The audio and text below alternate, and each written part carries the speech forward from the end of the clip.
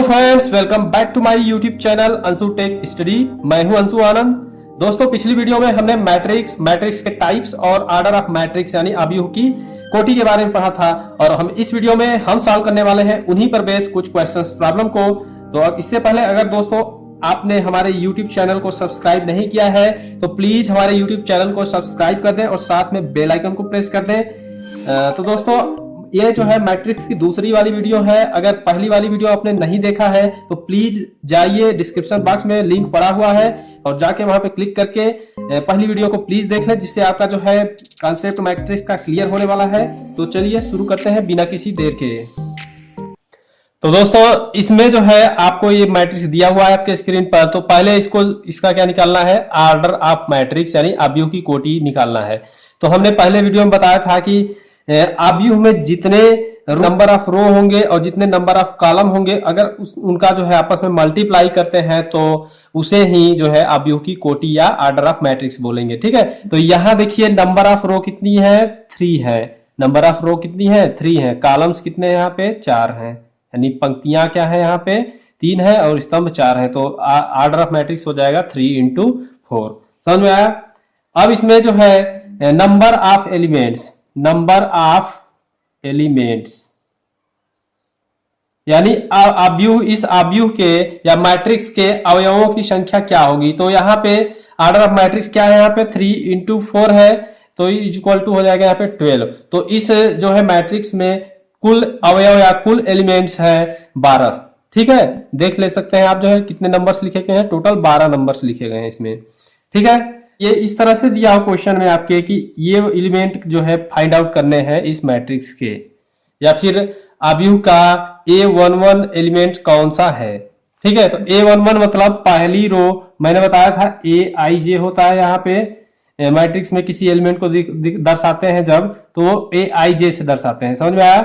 तो मैट्रिक्स में अगर आप इस तरह की मैट्रिक्स में देखेंगे तो पहली रो में जो है A11, ठीक, फिर A12, A13, A14, उसी तरह से यहाँ पे A21, A22, A23, A24, यहाँ पे A31, A32, A33, A34।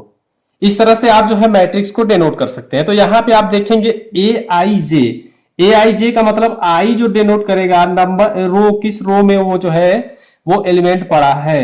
तो और जे क्या डिनोट करेगा, किस जो है कॉलम में पड़ा है, मतलब किस पंक्ति में एलिमेंट है वो आई से डिनोट किया जाएगा। और जे क्या है, वो किस जो है स्तंभ में है वो एलिमेंट। ठीक है, तो देखेंगे यहाँ पे A11 मतलब पहली रो में पहला कॉलम में जो है एलिमेंट जो है, पहली रो का पहला कॉलम का एलिमेंट क्या है, यहाँ पे 2 है। तो A11 यहाँ पे क्या है, यहाँ पे 2 हो जाएगा इसका। A12 यहाँ पे 5 हो जाएगा। इसी तरह से A13 यहाँ पे 19 हो जाएगा। अब यहाँ पे A32 मतलब तीसरी रो में दूसरा एलिमेंट, तीसरी रो में दूसरे कॉलम में का एलिमेंट। ठीक है, तीसरी रो में दूसरा कॉलम का एलिमेंट क्या है, यहाँ पे 1 है। तो यहाँ पे क्या हो जाएगा, यहाँ सीधे 1 हो गया। समझ में आया। अब A34 मतलब तीसरी रो में चौथा एलिमेंट, तीसरी रो में चौथा एलिमेंट यानी तीसरी रो में चौथा एलिमेंट क्या है, यहाँ पे 17। समझ में आया। तो कुछ इस तरह से जो है हम एलिमेंट्स को फाइंड आउट कर सकते हैं। कि आई होप आपको जो है ये क्वेश्चन समझ में आया होगा। ये एनसीईआरटी का जो है 3.1 का पहला क्वेश्चन था। तो चलिए नेक्स्ट क्वेश्चन की ओर बढ़ते हैं। यहाँ पे हमें जो है मैट्रिक्स को बनाना है, यानी कंस्ट्रक्ट मैट्रिक्स करना है, कंस्ट्रक्ट द मैट्रिक्स। ठीक है, यहाँ पे मैट्रिक्स का निर्माण करना है। समझ में आया। तो यहाँ पे जो है मैट्रिक्स का निर्माण करने के लिए दे दिया है कि 2 into 2 की मैट्रिक्स बनानी है, 2 into 2 की मैट्रिक्स बनानी है, जहां पे Aij इक्वल टू दे दिया है I + j का होल स्क्वायर बाई 2। इस तरह से दिया है। अब यहाँ पे 2 into 2 का मैट्रिक्स यहाँ पे बनाना है, ये फार्मूला यहाँ पे दिया है। तो 2 into 2 का मैट्रिक्स अगर लिखेंगे, अगर आप कंस्ट्रक्ट करिए A11 A12, ठीक है, यानी 2 रो होंगे 2 कॉलम होंगे। तो मैट्रिक्स सपोज कर लेते हैं A इक्वल टू इतना है, A21 A22। समझ में आया। तो यहाँ पे A11 वाला एलिमेंट कौन सा होगा, तो I की वैल्यू क्या है 1 है, J की भी वैल्यू क्या है यहाँ पे 1 है। तो ये वाले फार्मूले में रखेंगे। आई की वैल्यू यहाँ पे देखिए A11 में 1 है प्लस 1 का स्क्वायर बाई 2 हो जाएगा। तो 2 स्क्वायर 4, 4/2 हो जाएगा यहाँ पे। 4/2 करेंगे तो यहाँ पे क्या हो जाएगा, यहाँ पे 2 आएगा। ठीक है, तो एक A11 कौन सा हो गया, यहाँ पे A11 एलिमेंट 2 हो गया। अब A12 की बात की जाए यहाँ पे, तो A12 भी क्या है, I के जगह पे क्या है 1 है और J के जगह पे 2 है, तो 1 प्लस 2 का स्क्वायर बाई 2, तो क्या हो जाएगा यहाँ पे 3 का स्क्वायर हो जाएगा 9/2। समझ में आया। तो या उसी तरह से जो है A21 एलिमेंट कौन सा है यहाँ पे देखें, तो A21 वाला एलिमेंट निकालना है तो I की जगह पे 2 रखना है प्लस 1 J की जगह पे अपॉन 2 कर देना है, तो स्क्वायर कर देंगे तो यहाँ पे 9/2 ये भी हो जाएगा। A22 जो है यहाँ पे, तो I की वैल्यू क्या है पे 2 प्लस 2 स्क्वायर बाई 2, 2 2 4, 4 का स्क्वायर 16 हो जाएगा। 16/2 करेंगे तो हमारा क्या आएगा यहाँ पे 8। तो देखिए एलिमेंट्स जो मैट्रिक्स के निकल के आ गए, A11 क्या है यहाँ पे A12, A21 और A22। ठीक है, तो यहाँ पे A= क्या हो जाएगा, यहाँ पे जौन सा एलिमेंट है जहां पे वहीं पे रखेंगे। तो A11 यहाँ पे है देखेंगे तो यहाँ 2 है, फिर A12 की वैल्यू क्या है यहाँ पे 9/2 है। ठीक है, A21 की वैल्यू हो जाएगी यहाँ पे 9/2 और उसी तरह से इसकी वैल्यू है 8। तो इस तरह से जो है मैट्रिक्स हमारा बन के आएगा। ये जो मैट्रिक्स होगा 2 × 2 का हो जाएगा। इसका जो कोटि हो या आर्डर हो जाएगी, इस मैट्रिक्स का कोटि या आर्डर जो है यहाँ पे 2 × 2 है। ठीक है, एलिमेंट्स कितने हैं इसमें, एलिमेंट्स टोटल है 4, एलिमेंट्स 4 है, कोटि हो गया इसका 2, तो यही जो है इसका आंसर हो जाएगा। ये जो है इसका सही आंसर होगा। समझ में आया। चलिए, आपको आई होप ये क्वेश्चन समझ में आया होगा, इस तरह से मैट्रिक्स को फॉर्म करना है। नेक्स्ट क्वेश्चन लेते हैं यहाँ पे, अगला क्वेश्चन की ओर बढ़ते हैं स्टूडेंट्स।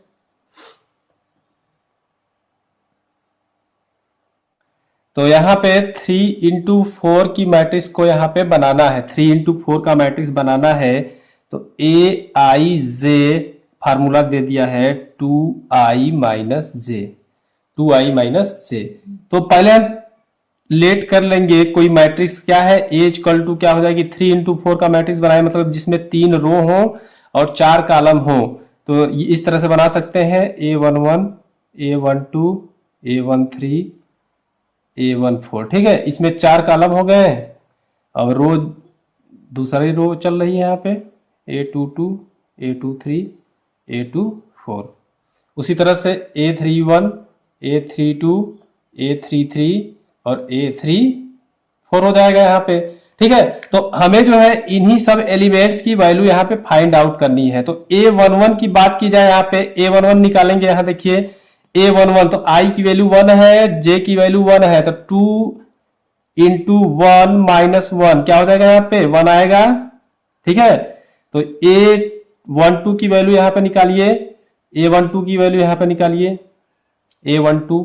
ठीक है, तो A12 की वैल्यू क्या रहेगी, I की वैल्यू 1 है और J की वैल्यू यहाँ पे 2 है, तो 2 × 1 - 2 हो जाएगा, तो यहाँ पे 0 हो जाएगा। ठीक है, उसी तरह से 13 जो है A13, अगला जो है एलिमेंट A13 है, तो A13 को निकालेंगे उसी तरह से। I की वैल्यू यहाँ पे 1 है और 3 J की वैल्यू है, तो 2 × 1 - 3, तो हो जाएगा क्या 2 में से 3 घटेगा, यहाँ पे क्या आ जाएगा -1 हो जाएगा। ठीक है, और यहाँ पे A14 की वैल्यू हो जाएगी, यहाँ पे निकाल के देखिए। यहाँ पे I की वैल्यू 1 रखिए, J की वैल्यू 4 रखिए, तो यहाँ पे हो जाएगा -2। उसी तरह से A21 आप सॉल्व कर लेंगे, उसमें रख के वैल्यू A21 ये वाले फार्मूले में रखना है। ठीक है, कौन सा फार्मूले में रखना है, Aij = 2i - j। ठीक है, इसी में रखना है। I की वैल्यू ये वाला हो जाएगा पहला वाला और J की वैल्यू दूसरा वाला हो जाएगा। ठीक है, तो यहाँ पे A21 जो है ये वाली मैट्रिक्स, ये वाला एलिमेंट देखेंगे तो I की वैल्यू यहाँ पे क्या है 2 है और J की वैल्यू 1 है, तो इस फार्मूले में रखेंगे तो 2 × 2 4 हो जाएगा, 4 में से 1 घटेगा, यहाँ पे आ जाएगा 3, 4 में से 1 घटेगा, यहाँ पे आ जाएगा 3। अब उसी तरह से A22 की वैल्यू निकालेंगे, तो यहाँ पे देखेंगे आई की वैल्यू क्या है यहाँ पे 2 है, आई की वैल्यू 2 है, जे की वैल्यू 2 है, तो 2 इंटू 2 4 माइनस 2 हो जाएगा यहाँ पे 2। ठीक है, इसी तरह से यहाँ पे अगला एलिमेंट है A23। तो A23 में आई की वैल्यू क्या है 2 है, जे की वैल्यू 3 है, तो इसमें रखिए 2 इंटू 2 माइनस 3, तो 2 इंटू 2 हो जाएगा 4, 4 माइनस 3 हो जाएगा यहाँ पे 1। अब यहाँ पे बात करेंगे A24 एलिमेंट की, तो यहाँ पे उसी तरह से 2 दूनी 4, 4 में से 4 घटा 0। समझ में आया? उसी तरह से तीसरी रो में बढ़ते हैं। यहाँ पे अगला एलिमेंट है A31। तो A31 में आई की वैल्यू यहाँ पे 3 है, जे की वैल्यू 1 है, तो 2 तिया 6, 6 में से 1 घटा 5। ठीक है, उसी तरह से A32 में देखेंगे 2 तिया 6, 6 में से 2 घटा यहाँ पे हो जाएगा 4। उसी तरह से A33 की वैल्यू देखेंगे 2 तिया 6, 6 में से 3 घटा 3। समझ में आया? उसी तरह से सॉल्व कर लेंगे जैसे मैंने ऊपर सॉल्व किया है। और A34 की वैल्यू निकालेंगे जब, तो इसमें रखेंगे I की वैल्यू क्या है 3 है, और J की वैल्यू 4 है, I की वैल्यू 3 है और J की वैल्यू 4 है यहाँ पे, तो 3 इंटू 2 क्या हो जाएगा यहाँ पे 6 हो जाएगा, 6 में से 4 घटाएंगे क्या हो जाएगा यहाँ 2। इस तरह से हो गया। तो एलिमेंट्स यहाँ पे निकल के आ गए इस मैट्रिक्स के। जो 3 इंटू 4 की मैट्रिक्स थी, 3 इंटू 4 की मैट्रिक्स बनानी थी, तो ऊपर मैंने माना था कि ये मैट्रिक्स है, तो वही जो एलिमेंट है वही रख देने हैं यहाँ पे। A11 की वैल्यू 1 है, फिर 0 -1 -2। ठीक है, उसी तरह से हमको रखते हुए जाना है 3 2 1 0। ठीक है, अब 5 4 3 एंड 2। इस तरह से जो है ये निकल के आई मैट्रिक्स, जो है 3 इंटू 4 की मैट्रिक्स है, जिसमें 3 रो है 4 कॉलम है। और ये जो है फार्मूला कौन सा, ये जो है Aij equal to 2i minus J, 2i minus J को फॉलो कर रही है। इसी पे बेस जो है ये मैट्रिक्स मैंने बना लिया। तो पहले इसमें सिंपली क्या करना था, एक डमी मैट्रिक्स बना लेना था, एक मॉडल जो है मैट्रिक्स का बना लेना था जो 3 इंटू 4 का होगा, 3 इंटू 4 की मैट्रिक्स हो। ठीक है, 3 इंटू 4 की ये मैट्रिक्स थी, तो हमने पहले कंस्ट्रक्ट कर लिया, लेट कर लिया कि ये जो है 3 इंटू 4 की मैट्रिक्स हो गई। तो इसमें जो है जो भी एलिमेंट था Aij, Aij के फॉर्म में लिख दिया इसका, किस रो में कौन सा एलिमेंट है। तो Aij जो था Aij 2 इक्वल टू था 2i माइनस जे, तो मैंने i और j का मान इसमें रख के यहाँ पे जो भी एलिमेंट है A11 में i की वैल्यू 1 थी, j की वैल्यू भी 1 थी। उसी तरह से सारे एलिमेंट्स मैंने चेक किया और उस तरह से वैल्यू निकाला, और वो जो है वैल्यू जो निकल के आई, ये सब सारे सारा मैंने जो है मैट्रिक्स में रख दिया, और ये जो है मैट्रिक्स हमारी तैयार हो गई जो 3 इंटू 4 की है। समझ में आया? चलिए नेक्स्ट क्वेश्चन की ओर बढ़ते हैं। अगला क्वेश्चन है, अगर किसी मैट्रिक्स में 18 और 24 अवयव दिए हैं, तो जितना भी संभावित अवयव की कोटियां हैं, यानी possible order of matrix, possible जो है ऑर्डर कितने होंगे मैट्रिक्स के। ठीक है, यहाँ पे फाइंड आउट करना है। इसमें 18 और 24 एलिमेंट हो किसी भी जो है मैट्रिक्स में, तो उसमें जो है पॉसिबल ऑर्डर ऑफ मैट्रिक्स यानी संभावित अवयव की कोटियां क्या होंगी। कोटियां हमें संभावित कोटियां निकालनी है। ठीक है, तो यहाँ पे कितने प्रकार से मैट्रिक्स हम बना सकते हैं। तो 18 वाले की बात करें तो मैंने पीछे वीडियो में बताया था कि जो भी इसी मैट्रिक्स में जो है संख्या दी हुई हो उसमें एलिमेंट्स की, ठीक है, तो उस संख्या का हम क्या करेंगे, फैक्टर निकालेंगे इसमें। ठीक है, तो फैक्टर अगर आप फाइंड आउट करेंगे तो 18 में तो 1 से चालू करेंगे, 1 18 हम 18, 1 में 18 का मल्टीप्लाई करेंगे तो भी 18, 2 से देखेंगे 2 से कटेगा, 2 9 18। ठीक है, अब 3 की बात करेंगे, 3 छक्का 18, 4 से नहीं होगा, 5 से नहीं होगा, और 6 से कटेगा यहाँ पे, 6 3 18। ठीक है, इस तरह से मैट्रिक्स संभावित हो जाएगा यहाँ पे। ठीक है, तो यहाँ पे अगला है 7 से नहीं होगा, 8 से नहीं होगा, 9 से होगा, तो 9 दूनी 18। और उसके बाद जो है कोई भी पॉसिबल नहीं है, 10 नहीं है, 11 नहीं है, और लास्ट में है जो 18 कम 18। ठीक है, तो यहाँ जो है इस तरह से हम लिख सकते हैं, यानी जो है जो संभावित कोटियां हो जाएंगी यहाँ पे 3 3 6, तो 6 जो है यहाँ पे मैट्रिक्स की संभावित कोटियां पॉसिबल ऑर्डर ऑफ मैट्रिक्स हो जाएंगे, जिसमें 18 एलिमेंट है। यानी इस मैट्रिक्स को हम 6 तरीके से बना सकते हैं। समझ में आया? अब देखिए किसी मैट्रिक्स में 24 एलिमेंट्स दिए हो, तो 24 का हम क्या करेंगे, यहाँ पे फैक्टर निकालेंगे। पहली बार फैक्टर निकालिए, 1 से चालू करेंगे, 24 से कम होता है 24, और 2 देखेंगे, 2 संख्या देखिए 24 से विभाजित हो रही है 12 बार में। ठीक है, अब जो है 12 दूनी 24 हो जाएगा। 3 देखेंगे, 3 क्या विभाजित कर सकता है 24 को? हाँ कर सकता है 8 बार में। ठीक है, और उसके बाद 4 देखेंगे, 4 कर सकता है 6 बार में, 4 6 24। और फिर जो है 5 नहीं कर पाएगा, 6 कर देगा, 6 चौके 24। और 7 नहीं कर पाएगा, 8 कर देगा, 8 तरीके 24। और यहाँ पे जो है 9 नहीं कर पाएगा, 10 नहीं कर पाएगा, 11 और 12 कर पाएगा, 12 दूनी 24। और उसके बाद जो है लास्ट जो है 24 से कम 24। ठीक है, तो ये जो है इस तरह से संभावित कोटियां कितनी हो गई यहाँ पे 3 3 6 2 8। ये में 8 पॉसिबल ऑफ मैट्रिक्स हो गए, ऑर्डर ऑफ मैट्रिक्स। और 18 वाले में कितने हैं 6 पॉसिबल ऑर्डर ऑफ मैट्रिक्स हो गए। समझ में आया? तो ये सारी चीजें आपको आनी चाहिए। चलिए नेक्स्ट क्वेश्चन की ओर बढ़ते हैं। यहाँ पे दोस्तों अगर इस तरह से क्वेश्चन दिया हो तो हम इसको सॉल्व कैसे करेंगे, आइए इसमें डिस्कस करते हैं। तो मैंने पिछली वीडियो में मैंने बताया था कि इक्वल मैट्रिक्स यानी समान अवयव क्या होते हैं। तो ये देखिए इक्वल मैट्रिक्स है कि नहीं दिख रही, तो दोनों में देखेंगे तो इक्वल बीच में लगा है, तो इसलिए ये दोनों इक्वल मैट्रिक्स है। तो ये देखिए पहले वाले में एक्स वाई यूज किया है और दूसरे वाले मैट्रिक्स में उतने नंबर उन्हीं जगह पे है। ठीक है, जहां एक्स प्लस वाई है वहां 6 दे दिया दूसरे मैट्रिक्स में, और 2 है तो वहां 2 है। 5 प्लस जेड की जगह पे यहाँ पे 5 दे दिया है, और एक्स वाई की जगह पे यहाँ पे 8 दे दिया है। तो यहाँ पे स्टूडेंट्स क्या करना है आपको, इक्वल मैट्रिक्स यहाँ पे लगानी है। ठीक है, तो इक्वल मैट्रिक्स अगर है तो मैट्रिक्स में जो है क्या क्या फाइंड आउट करना है, एक्स वाई और जेड की वैल्यू फाइंड करना है। ठीक है, ये जो है फाइंड करना है।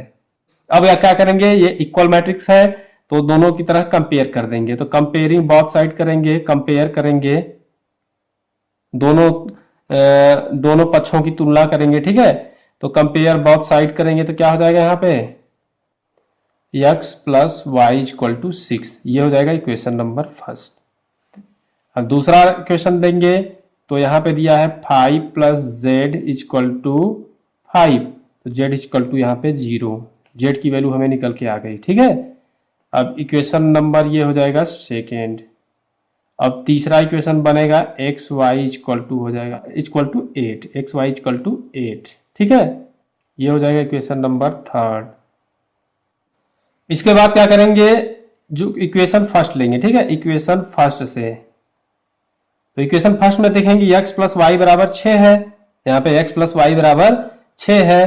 तो यहाँ पे x को इधर भेज देंगे और तो पक्षांतरण कर देंगे, x को इस साइड भेजेंगे तो 6 माइनस एक्स हो जाएगा, तो y इक्वल टू हो जाएगा 6 माइनस एक्स।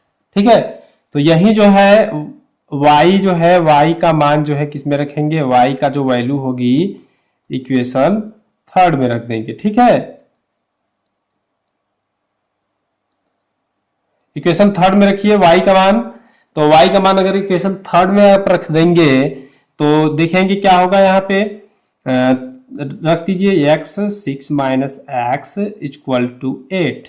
ठीक है, तो 6x minus x square equal to 8।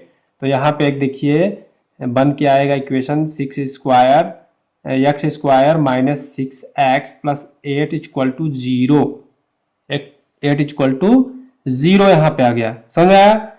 आइए फैक्टर करते हैं इसका। तो x square minus 6x plus 8 करेंगे तो x square minus 2x minus 4x plus 8 कर सकते हैं यहाँ पे। ठीक है, तो यहाँ देखेंगे तो क्या हो जाएगा, यहाँ x लेंगे तो x माइनस 2 हो जाएगा, और ठीक है, और यहाँ पे 4 लेंगे तो x माइनस 2 हो जाएगा इक्वल टू 0। तो x माइनस 2 x माइनस 4, ठीक है, बराबर 0। तो यहाँ पे देखिए x बराबर 2 आया, x बराबर 4 आया। समझ में आया? तो यहाँ पे देखिए दो वैल्यू आ गई यहाँ पे, x बराबर 2 x बराबर 4। तो यही 2 और 4 जो वैल्यू उठा के हमें क्या रखना है, इसमें रख देना है।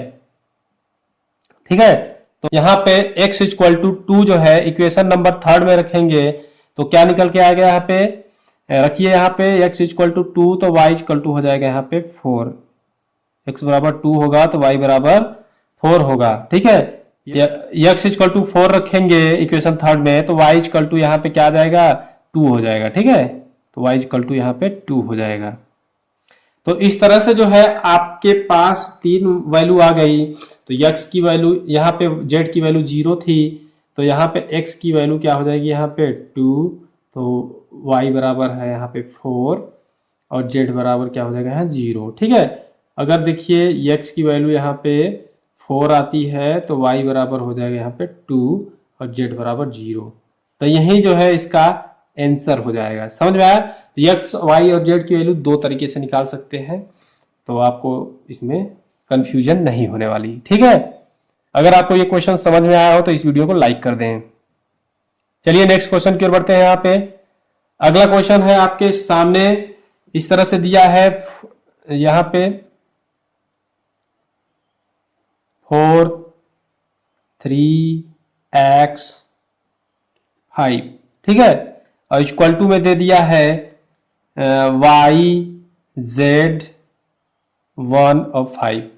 इस तरह से अगला क्वेश्चन है।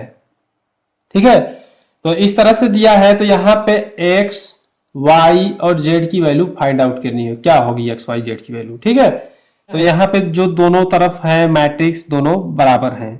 दोनों मैट्रिक्स क्या है यहाँ पे? बराबर है। तो कह सकते हैं y इक्वल टू 4 हो जाएगा, z इक्वल टू 3 हो जाएगा, x इक्वल टू यहाँ पे 1 हो जाएगा। समझ में आया? डायरेक्ट कंपेयर करेंगे तो x equal to 1, y equal to 4, z equal to 3, यही जो है इसका आंसर हो जाएगा। दोनों मैट्रिक्स के जो एलिमेंट होंगे जिस स्थान पे होंगे उसी स्थान के एलिमेंट के बराबर होंगे दूसरी मैट्रिक्स के। तो यहाँ पे देखेंगे y इक्वल टू यहाँ पे 4 था, y की जगह पे क्या है 4 है यहाँ पे, तो y equal to 4, 3 equal to z है यहाँ पे, यानी z equal to 3, x equal to यहाँ पे 1 है। तो यहाँ पे x की वैल्यू 1 और y की वैल्यू 4 और z की वैल्यू 3 हो जाएगी। इस तरह से आप जो है बिना क्वेश्चन को सॉल्व किए हुए इस तरह से आंसर निकाल सकते हैं। इसको समझ में आया? चलिए नेक्स्ट क्वेश्चन की ओर बढ़ते हैं। पे x y और z को फाइंड आउट करना है। ठीक है, फाइंड क्या करना है यहाँ पे? x y z का मान फाइंड आउट करना है। तो दोनों इक्वल मैट्रिक्स है, तो x plus y plus z बराबर यहाँ पे लिख सकते हैं 9 और x plus z equal to लिख सकते हैं 5। ये हो जाएगा इक्वेशन फर्स्ट, ये हो जाएगा इक्वेशन सेकेंड। और y plus z equal to लिख सकते हैं यहाँ क्या? y plus z equal to 7 लिख सकते हैं। x plus y plus z equal to 9, x plus z equal to 5 और y plus z equal to 7। ये तीन तरह के इक्वेशन यहाँ पे निकल के आ गए। ठीक है, यहाँ पे अब क्या करना है आपको? y प्लस जेड की वैल्यू हम इक्वेशन नंबर फर्स्ट में रख देते हैं यहाँ पे। ठीक है, तो y प्लस जेड का मान क्या है? 7 जो है इक्वेशन फर्स्ट में रखने पर रख देते हैं। क्या हो जाएगा यहाँ पे? x प्लस 7 इक्वल टू 9 हो जाएगा। देखेंगे y प्लस जेड की जगह पे क्या हो जाएगा यहाँ पे? 7 हो जाएगा। x की वैल्यू आ जाएगी यहाँ पे 2, x की वैल्यू आ गई यहाँ पे 2। ठीक है, अब जो है अब इक्वेशन 2 से x प्लस जेड का मान रखेंगे। x प्लस जेड का मान जो है किस में रखेंगे? फर्स्ट में रखने पर, इक्वेशन फर्स्ट में। ठीक है, रखेंगे तो क्या हो जाएगा? x प्लस जेड बराबर 5 है, तो x प्लस जेड बराबर 5 है, तो y प्लस 5 इक्वल टू 9 हो जाएगा यहाँ पे, तो y इक्वल टू हो जाएगा यहाँ पे 4। समझ में आया? और फिर से जो हम क्या करेंगे, तो यहाँ पे x और y का मान समीकरण 1 में रख देंगे। ठीक है, तो x और जो है y का मान जो है इसमें रख देंगे समीकरण 1 में रखने पर।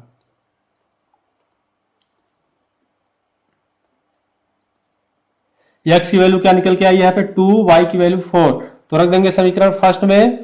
तो 2 और प्लस 4 प्लस z बराबर ना है, यहाँ दिया है 9, तो z इक्वल टू क्या हो जाएगा? 9 माइनस 6 हो जाएगा, तो z इक्वल टू हो जाएगा यहाँ पे 3। समझ में आया?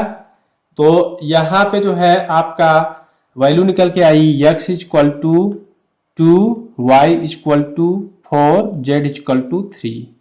तो यही जो है इसका सही आंसर होगा। समझ में आया? एक बार फिर से आप लोग नोट करना हो नोट कर सकते हैं इस क्वेश्चन को, स्क्रीनशॉट भी ले सकते हैं,